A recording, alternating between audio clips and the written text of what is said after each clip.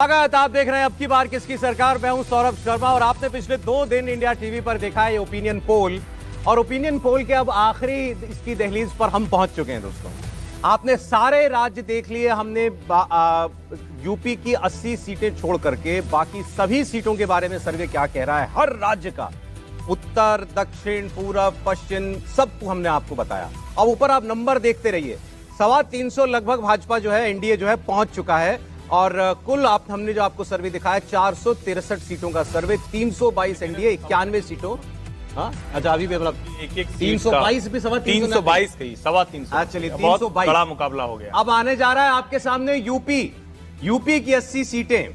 अब ये 322 में 400 पहुंचाने के लिए अब आप समझ लीजिए कितना चाहिए आपको। 78 सीट पूरी चाहिए 80 में से, तब जाके एनडीए छू पाएगा 400। अब क्या ये होता हुआ दिखाई दे रहा है उत्तर प्रदेश में?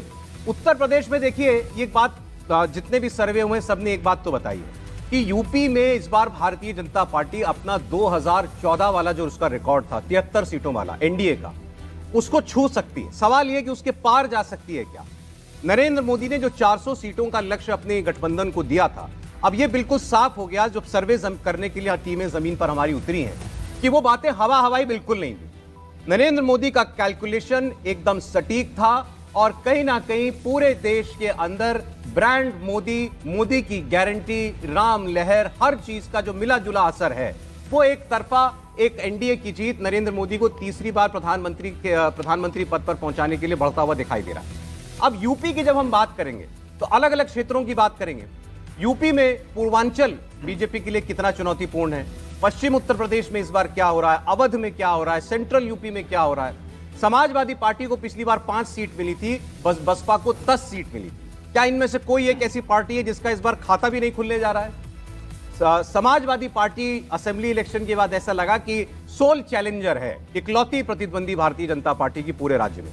लेकिन अखिलेश यादव जो काम दिखा, कम से कम विधानसभा चुनाव में कर ले गए थे, विपक्ष में नंबर अच्छे आए उनके, लोकसभा में कहीं भी डेंट पहुंचा पा रहे हैं क्या भारतीय जनता पार्टी को? तो आइए हम उत्तर प्रदेश का सर्वे शुरू करते हैं।